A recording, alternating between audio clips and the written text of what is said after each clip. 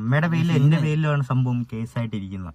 Bishop എന്ന് പറഞ്ഞ ആ പുള്ളിയെ കൊണ്ട് കേസ് കൊടുത്ത ഇങ്ങനെ വക്കീൽ നോട്ടീസ് വന്നിട്ടുണ്ടെന്നാണ് ഇപ്പൊ പറയുന്നത്. അപ്പൊ എന്തായാലും വളരെ നന്ദിയുണ്ട്, അത് പറയാന്ന് വിചാരിച്ചു എല്ലാവർക്കും കേട്ടാ.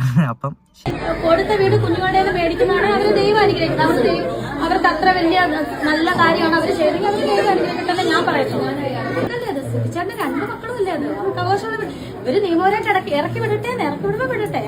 ആ കൂട്ടുകാരനുണ്ടല്ലോ, അവനെ കൊണ്ടാണ് വീട്. നിന്റെ വീടല്ലല്ലോ പിടിച്ചെടുത്തത്, കിച്ചുവിന്റെ വീടല്ല. അവനൊന്നും മാത്രമൊന്നും മിണ്ടട്ടെ, വല്ലപ്പോഴൊക്കെ വന്ന് മിണ്ടുള്ളൂ. ആ സമയത്ത് അടയെ കൂടി കയറിട്ട് അവന് പറയുന്നത് നിർത്തിയിട്ട് കൈപ്പറ്റിയിട്ടില്ല അല്ലേ, അതാണ് കൈപ്പറ്റിയിട്ട് പോയത്. വായിച്ചു നോക്ക്. അത് പിള്ളേരെ ഓർത്ത് എനിക്ക് സങ്കടം തോന്നി. കുഞ്ഞു മകനെ ആണെങ്കിലും കിച്ചുവിന്റെ ആണെങ്കിലും ഓർത്തപ്പോ എനിക്ക് അയ്യോ പിള്ളേർ. ഇപ്പൊ ഈ കിച്ചുവിന്റെ ഈ ഒരു വീഡിയോ കണ്ടപ്പോഴുണ്ടല്ലോ, ഈ ഒരു കേസ് വരെ ഇത് എത്തിച്ചിരിക്കുന്നത് രേണുസുതിയാണ്. അപ്പൊ അതുകൊണ്ട് രേണുസുതിയോട് നന്ദി പറയൂ. അവനോടൊന്നും മിണ്ടാതിരിക്കാൻ പറയിച്ചു ആദ്യം, എന്നിട്ട് ലൈവ് വാ.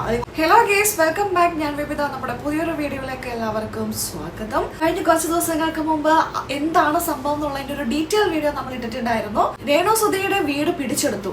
ഇപ്പൊ അതിന് പ്രതികരിച്ചുകൊണ്ട് ഇപ്പോഴത്തെ കിച്ചു എത്തിയിരിക്കുകയാണ്. ഒരുപക്ഷെ ഇപ്പൊ ഈ ഒരു വിഷയത്തെ പറ്റി 2ാമത്തെ തവണയാണ് കേട്ടോ കിച്ചുവിന്റെ പ്രതികരണം. ഒരുപക്ഷെ ഈ ഒരു സംഭവം ഇത്ര വഷളായത് ഇപ്പോഴല്ല, ഇതിനു മുമ്പ് തന്നെ കിച്ചു ഇതുപോലെ പ്രതികരിച്ചിരുന്നെങ്കിൽ ഈ വീട് ഇപ്പൊ നഷ്ടപ്പെടില്ലായിരുന്നു. ഈ വീട് കിട്ടിയിരിക്കുന്നത് കിച്ചുവിനും കിച്ചുവിന്റെ അനിയനായ ഋതപ്പനും വേണ്ടിയിട്ടാണ്. ഇവർക്ക് 2 പേർക്കുമാണ് ഈ വീട് കൊടുത്തിരിക്കുന്നത്. രേണുസുതിയെ സംബന്ധിച്ച് അത് ഒരു അവകാശവും ഇല്ല. രേണുവിനെ മറ്റു വിവാഹം കഴിച്ചു പോകും, എന്തോ ആയിക്കോട്ടെ, വട്ട പറയും, എന്ത് ചെയ്താലും രേണുവിനെ സംബന്ധിച്ച് അതൊരു വിഷയമായിട്ടുള്ള ഒരു കാര്യമല്ല. ഇത് 2 കുട്ടികൾക്ക് മാത്രം കൊടുത്ത ഈ ഒരു സ്വത്താണ്. കഴിഞ്ഞ ദിവസം കിച്ചുവും കിച്ചുവിന്റെ സുഹൃത്തും കൂടി ലൈവില് വന്നിരിക്കുക കേട്ടോ. എനിക്കത് കേട്ടപ്പോ തോന്നിയത് അച്ഛനെ കളിയാക്കുന്നത്, അതായത് ബിഷപ്പിനെ കളിയാക്കുന്ന പോലെയാണ് എനിക്ക് ഫീൽ ചെയ്തത്. ആ കൂട്ടുകാരൻ ചെറുക്കനുണ്ടല്ലോ, അവനാണ് വലിയ നാക്ക് പറയാനായിട്ട്. കിച്ചു എന്ന് പറയുന്ന ആ വ്യക്തിക്ക് പറയാനുള്ളത് ഒന്നും സമ്മതിക്കില്ല. ഇടയിൽ കയറി ഈ പയ്യൻ പറഞ്ഞോണ്ടിരിക്കുക. കുറച്ചു നേരം ആ പയ്യനോടൊന്നും മിണ്ടാണ്ടിരിക്കാൻ പറഞ്ഞാൽ കുറച്ചും കൂടി ക്ലിയർ ആയിട്ട് കിച്ചുവിനെ പറയാൻ പറ്റുമായിരുന്നു എന്ന് എനിക്ക് തോന്നി. അതുമല്ല, പറഞ്ഞിടത്തോളം ബിഷപ്പിനെ കളിയാക്കുന്ന പോലെയാണ് എനിക്ക് ഫീൽ ചെയ്തത്. നമുക്ക് അതൊന്ന് കേട്ടു നോക്കാം. Hello guys, welcome back. അപ്പം നിങ്ങൾ തമ്മിൽ കണ്ടതുപോലെ കേസായി കലിപ്പായി. ഞാൻ എന്താ ഇപ്പൊ ചെയ്യ, നമ്മളിവിടെ കേസാവും. ഇത് ഇന്നലെ തുടങ്ങിയതല്ല. ആ ബിഷപ്പിനെ വീട് വെച്ച് കൊടുത്തവരെയും രേണുസുതി വീഡിയോ വഴി ചീത്ത പറയാനും നാറ്റിക്കാനും തുടങ്ങിയിട്ട് കുറച്ച് ദിവസങ്ങളൊന്നും അല്ലായിട്ടുള്ള, കുറച്ച് മാസങ്ങളായിട്ടുണ്ട്. ബിഗ് ബോസിന് ഇറങ്ങി കുറച്ച് നാൾ കഴിഞ്ഞപ്പോൾ തന്നെ തുടങ്ങിയതാണ്. അപ്പോഴൊക്കെ മോനെ എവിടെയായിരുന്നു? അപ്പൊ കിച്ചു പറയുന്നത് ഞാൻ പറഞ്ഞിട്ടുണ്ട്, എന്നെ ഇതിനകത്ത് വലിച്ചിടരുതെന്ന് പറഞ്ഞിട്ടുണ്ടായിരുന്നു. അത് ഇപ്പൊ വീട് പോയി കഴിഞ്ഞപ്പോഴാണ് കേട്ടോ വന്നിരിക്കുന്നത്. നമുക്ക് ബാക്കി കൂടെ കേൾക്കാം. നമ്മൾ വെറുതെ ഇരുന്ന് നമ്മുടെ എന്റെ പേരിൽ അമ്മയുടെ പേരിൽ എന്റെ പേരിലാണ് സംഭവം കേസായിട്ടിരിക്കുന്നത്. ബിഷപ്പ് എന്ന് പറഞ്ഞ ആ പുള്ളിയെ കൊണ്ട് കേസ് കൊടുത്ത എന്തിന്റെ പേരിലാണ്? അമ്മയുടെ പേരിലും എന്റെ പേരിലുമാണ് കേസായിട്ടിരിക്കുന്നത്. രേണുസുതിയുടെയും കിച്ചുവിന്റെയും പേരിലാണ് ഇത് കേസാക്കിയിരിക്കുന്നത്. രേണുസുതിക്കല്ല വീട് കൊടുത്തിരുന്നത്, കിച്ചുവിനും കിച്ചുവിന്റെ അനിയനുമാണ്. ചെറിയൊരു കുഞ്ഞാണ്. പ്രായപൂർത്തിയായിട്ടുള്ള കിച്ചുവിന്റെ പേരിലും രേണുസുതിയാണല്ലോ ഈ ഒരു പ്രശ്നമൊക്കെ ഉണ്ടാക്കിയത്. സോഷ്യൽ മീഡിയയിൽ ഇത്തരം പ്രശ്നങ്ങളൊക്കെ ഉണ്ടാക്കിയത് രേണുസുതിയാണ്.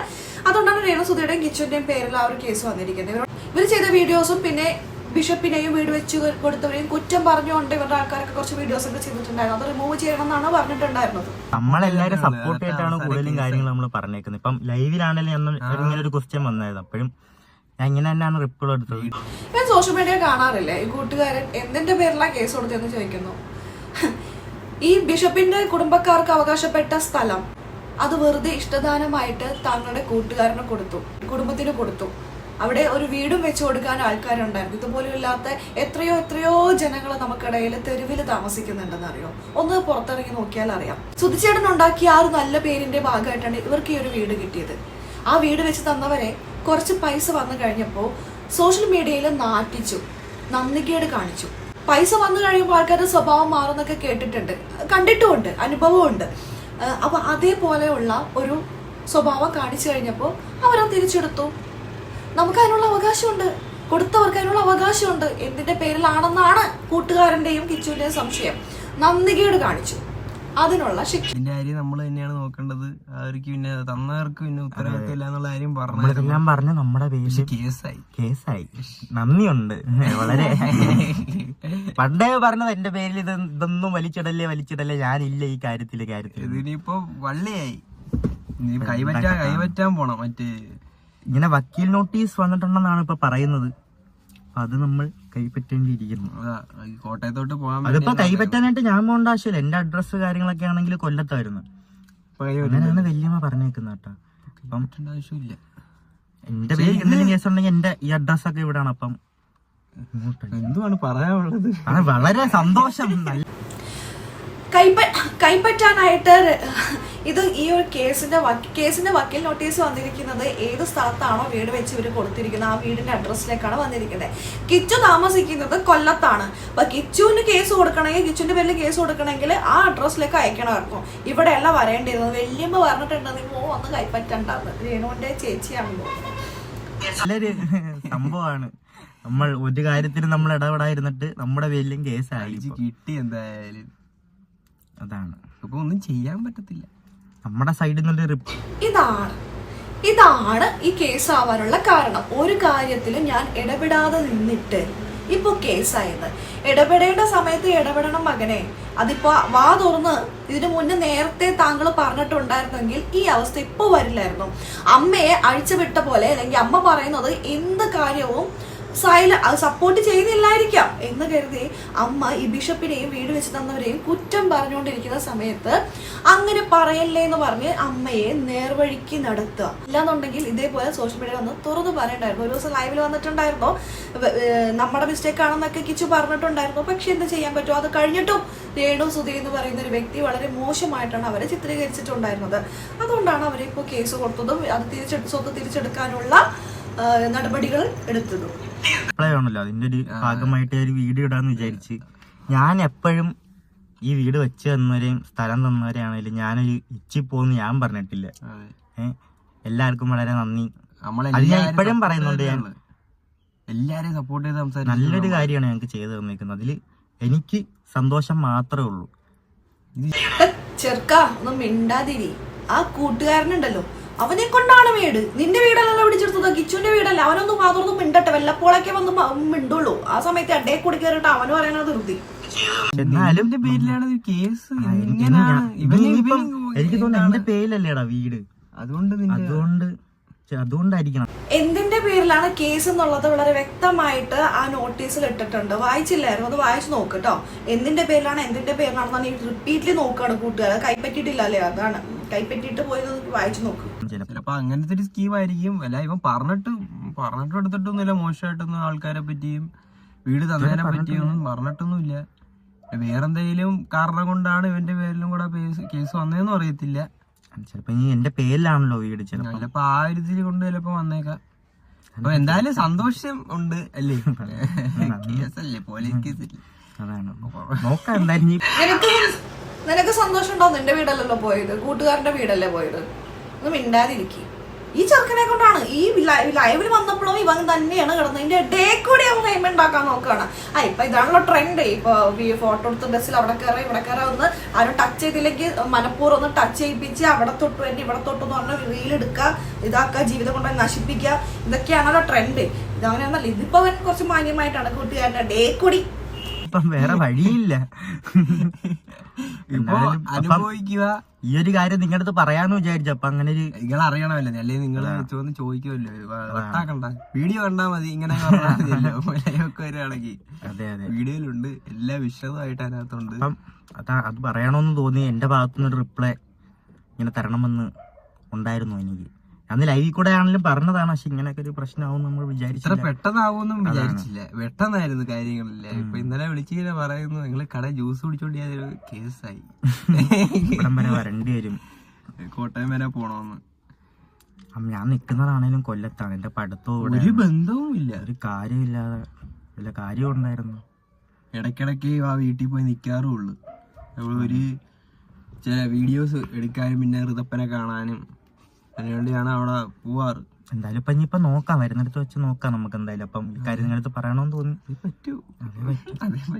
അപ്പൊ എന്തായാലും വളരെ നന്ദിയുണ്ട്. അത് പറയാന്ന് വിചാരിച്ചു എല്ലാവർക്കും കേട്ടാ. അപ്പം ശരി, ബൈ. എല്ലാവരോടും നന്ദി പറഞ്ഞുകൊണ്ട് വന്നിരിക്കുകയാണ്. ഈ നന്ദി ഇപ്പോഴെല്ലായിരുന്നു കാണിക്കേണ്ടിയിരുന്നേ. കുറച്ച് നാളുകൾക്ക് മുമ്പ് ഈ ബിഷപ്പിനെ വീട് വെച്ച് തന്നവരെ, സ്ഥലം കൊടുത്തവരെ, സഹായിച്ചവരെ അമ്മ സോഷ്യൽ മീഡിയയിൽ പല യൂട്യൂബേഴ്സിന്റെ സഹായത്തോടു കൂടി വലിച്ചു കീറുന്ന സമയത്ത്, വീടിനെ കുറിച്ച് ചോദിക്കുന്ന സമയത്ത് ഇതേപോലെ വാ തുറന്നു പറഞ്ഞിരുന്നെങ്കിൽ ഇപ്പോൾ ഈ ഒരു ഗതി വരില്ലായിരുന്നു. ഒരു വീടെന്ന് പറയുന്നത്, ഇത്ര സ്ഥലം എന്ന് പറയുന്നത് ഇപ്പോഴത്തെ കാലത്ത് വലിയൊരു കാര്യമാണ്. പൊന്നും വിലയാണ് ഓരോ സ്ഥലത്തിന്. ഒരു സെന്റ് സ്ഥലത്തിന് തന്നെ എത്ര ലക്ഷം രൂപയാണ്. അങ്ങനെ ഇരിക്കുകയാണ് നിങ്ങൾക്ക് സൗജന്യമായിട്ട്, അല്ലെങ്കിൽ നിങ്ങളുടെ അച്ഛനുണ്ടാക്കിയ നല്ല പേരിൽ ആ ഒരു നല്ല മനുഷ്യനെ മാനിച്ചുകൊണ്ട് ഇവരെല്ലാവരും വീട് വെച്ച് കൊടുക്കാനും സ്ഥലം കൊടുക്കാനും ഒക്കെ ആൾക്കാരുണ്ടായത്. എത്ര പേർക്കാണെന്ന് അറിയോ ഇതൊന്നും ഇല്ലാണ്ട് പോയി ജീവിക്കുന്നത്? നിങ്ങൾക്ക് അങ്ങനെ ഒരു കഷ്ടപ്പാട് വന്നില്ല. വാടക കൊടുക്കാൻ പറ്റാത്തൊരവസ്ഥ നിന്നപ്പോൾ നിങ്ങൾക്ക് വീട് വെച്ച് കൊടുക്കാനും സ്ഥലം കൊടുക്കാനും വീട് വെച്ച് കൊടുക്കാനും ആൾക്കാരുണ്ടായിരുന്നു. നിങ്ങളിപ്പോൾ പഠിപ്പിക്കാൻ എല്ലാത്തിനും ആൾക്കാരുണ്ടായിരുന്നു. തന്ന സഹായത്തിനും നന്ദി മാത്രം കാണിക്കുക. സോഷ്യൽ മീഡിയയിൽ ആരെങ്കിലും ഇതുപോലെ ക്വസ്റ്റ്യൻസ് ചോദിച്ചിട്ടുണ്ടെങ്കിൽ അതിന് വ്യക്തമായി ഒറ്റ വാക്കിൽ ഉത്തരം കൊടുത്ത് നിർത്താം. പിന്നീട് അവർ റിപ്പീറ്റിൽ ആ ചോദ്യം ചോദിക്കാത്ത രീതിയിൽ മറുപടി കൊടുക്കാനായിട്ട് രേണുസുധിക്ക് അറിയാൻ പാടില്ലാഞ്ഞിട്ടാണോ? ആണോ? ഒരിക്കലും അല്ല. രേണുവിനെ നല്ല രീതിയിൽ അറിയാം ഒരാളെ പറഞ്ഞു നിർത്താനായിട്ട്. പക്ഷെ രേണു ഒരു ഫെയിം കിട്ടാൻ വേണ്ടിയിട്ട് അല്ലെങ്കിൽ പബ്ലിസിറ്റിക്ക് വേണ്ടിയിട്ടുള്ള ഒരു അവസരമായിട്ട് ഇതിനെ കണ്ടു. ആ വീടിന്റെ അവകാശിയായിട്ടുള്ള കിച്ചു സൈലന്റ് ആയി നിന്നു. പ്രശ്നം ഗുരുതരമായി കഴിഞ്ഞപ്പോഴാണ് കിച്ചു വന്ന് ലൈവിലൊന്ന് പറയുന്നത്, ഇങ്ങനെയാണ്, ഞങ്ങൾക്ക് സന്തോഷമേ ഉള്ളൂ, ഞങ്ങൾക്ക് നന്ദിയുള്ളൂ, എനിക്ക് നന്ദിയേ ഉള്ളൂ എന്നുള്ളത്. അപ്പോഴും ഇത് ചെയ്തവരെ കുറ്റം പറഞ്ഞവരെ, അമ്മയാണെങ്കിലും മറ്റുള്ളവരെ ആണെങ്കിലും കിച്ചു അത് നിയന്ത്രിച്ച് നിർത്താൻ ശ്രമിച്ചില്ല. അമ്മയെ നിലക്ക് നിർത്തിയിരുന്നെങ്കിൽ തന്നോടെത്തിയ മക്കളെ താനൊന്ന് വിളിക്കണം എന്നാണല്ലോ കിച്ചുവിന് പറഞ്ഞ് അമ്മയെടുത്ത് പറയാമായിരുന്നു. വീടിനെ കുറിച്ച് ഒന്നും തന്നെ മോശമായിട്ട് പറയാൻ പാടില്ല, ബാക്കി ഫാദറിനെ കുറിച്ചോ അല്ലെങ്കിൽ വെച്ചവരെ കുറിച്ചോ ഒന്നും മോശമായിട്ട് പറയാൻ പാടില്ല എന്ന് പറഞ്ഞ് നിർത്തായിരുന്നു. എന്തായാലും അത് നന്ദികേടാണ് കാണിച്ചിരിക്കുന്നത്, വളരെ നന്ദിയുണ്ട്. കിച്ചു കാണിച്ചിരിക്കുന്ന നന്ദികേടാണ്. എനിക്ക് ഈ വീട് എടുക്കാൻ പോകണമെന്നുള്ളതിൻ്റെ ഒരു ന്യൂസ് കിട്ടിയപ്പോൾ എനിക്ക് ഇവരെ ഓർത്തെനിക്ക് സങ്കടം തോന്നി, പിള്ളേരെ ഓർത്തെനിക്ക് സങ്കടം തോന്നി. കുഞ്ഞു മകനെ ആണെങ്കിലും കിച്ചുവിൻ്റെ ആണെങ്കിലും ഓർത്തപ്പോൾ എനിക്ക് അയ്യോ പിള്ളേരെ ഓർത്ത്. പക്ഷെ രേണുസുധിനെ ഓർക്കുമ്പോൾ നന്ദികേടാണ് വേണം തോന്നിയെങ്കിലും കിച്ചുവിനെയൊക്കെ ഓർത്തപ്പോൾ എനിക്ക്.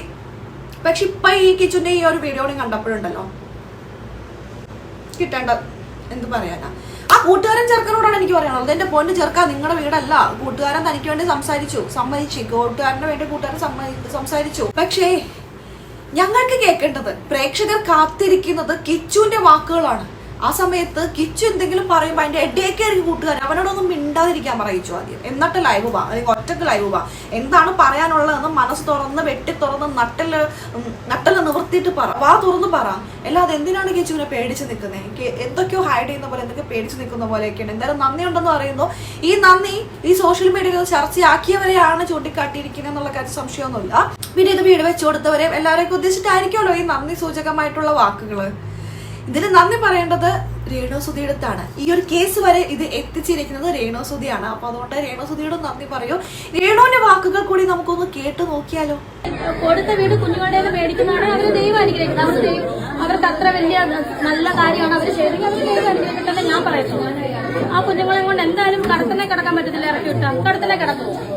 ഇത് രേണു ചോദിച്ചു വാങ്ങിയതാണ്. കൂട്ടുകാരിയെ കൂടെ നിർത്തി വീഡിയോസിലൂടെ എന്തൊക്കെ മോശം കാര്യങ്ങളാണ് ബിഷപ്പിനെ കുറിച്ച് പറഞ്ഞത്. ബിഷപ്പ് പാമ്പാണ്, നന്ദിയില്ലാത്ത ആളാണ്, അയാളെ മിണ്ടാതിരി, എന്തൊക്കെയാണ് ബിഷപ്പിനെ കുറിച്ച് പറഞ്ഞത്, വീട് വെച്ച് തന്നവരെ കുറിച്ച് പറഞ്ഞത്.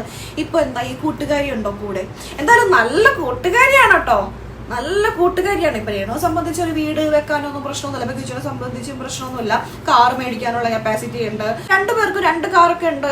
പിന്നെ അമ്മയ്ക്കൊരു കാറ്, മോനൊരു കാറ്, വീടാണെങ്കിലും ഇപ്പൊ നിഷ്പ്രയാസം ഇവർക്ക് വീട് വെക്കാനുള്ള കപ്പാസിറ്റി ഒക്കെ ഉണ്ട്. ഇപ്പൊ 2-3 മാനേജറൊക്കെയാണ് രേണുവിനുള്ളത്. ഇപ്പൊ നാട്ടിലൊരെണ്ണം, ബഹ്റിനിലൊരെണ്ണം, ദുബായിലൊരെണ്ണം ഒക്കെ ഉണ്ട്. അപ്പൊ ഇവരൊക്കെ മെയിൻറ്റെയിൻ ചെയ്ത് കൊണ്ടുപോകുന്നുള്ള എക്സ്പെൻസ് അറിയാലോ. ഇതൊക്കെ വെക്കുന്ന രേണുസുധിക്ക് ഒരു വീട് വെക്കാനാണോ ബുദ്ധിമുട്ട്? പക്ഷെ അപ്പോഴും പ്രശ്നം കുരുക്ക് വന്നിരിക്കുന്നത് കിച്ചുവിനാണ്. രേണുവിന്റെ വീട് വെക്കുമ്പോൾ രേണുവിന്റെ പേരിലായിരിക്കുമല്ലോ, കിച്ചുവിന്റെ പേരിലൊന്നും ആയിരിക്കില്ല. അപ്പൊ ആർക്കാ നഷ്ടം സംഭവിച്ചിരിക്കുന്നേ? വാ തുറന്ന് കിച്ചു നേരത്തെ പറഞ്ഞിരുന്നുവെങ്കിൽ ഈ ഒരു പ്രശ്നങ്ങളും ഒരു പരിധി വരെ ഒഴിവാക്കാമായിരുന്നു. കോടതിയിലാണെങ്കിലും മറ്റുള്ള കാര്യം കിച്ചുവിന് മാത്രം അവകാശപ്പെടുന്ന രീതിയിലേക്ക് ആ വീട് എത്തുമായിരുന്നു. ഇപ്പൊ എല്ലാം കൈവിട്ടുപോയി. എന്ത് ചെയ്യാൻ പറ്റും? കേസായി ഗൈസ് എന്ന് പറഞ്ഞിട്ട് പിന്നീട് വന്ന് പറഞ്ഞിട്ട് കാര്യമില്ല. ഇനിയിപ്പോ നേരാൻ വണ്ണം നോക്കി കണ്ടു കാര്യങ്ങൾ മുന്നോട്ട് കൊണ്ടുപോവുകയാണെങ്കിൽ ഒരു ചെറിയൊരു ഹോപ്പ് ഉണ്ട്. അച്ഛന്റെ കൈയും കാലൊക്കെ പിടിക്കാം. രേണുസുധിയെ സംബന്ധിച്ച് എന്ത് നിങ്ങളെ വീട് എടുത്തോ, ഒരു വീട് എടുത്തു കഴിഞ്ഞാൽ 10 വീട് വെച്ചു കൊടുക്കുകയാണോ? അങ്ങനെയുള്ള രേണുവിനോടാണ് ബിഷപ്പിന്റെ ഒരു വീട്. തല മറന്ന് എണ്ണ തേക്കാതിരിക്കുക. അഹങ്കാരം ഒന്നിനൊരു പരിഹാരമല്ല. അഹങ്കാരം മൂർധാവിൽ നിൽക്കുന്നവർക്ക് ഇതൊക്കെ തന്നെ കിട്ടണം. ഇത് എല്ലാവർക്കും ഒരു പാഠമായിരിക്കട്ടെ. നമുക്കിനി അടുത്ത വീഡിയോ ആയിട്ട് കാണുന്നവരൊക്കെ എല്ലാവർക്കും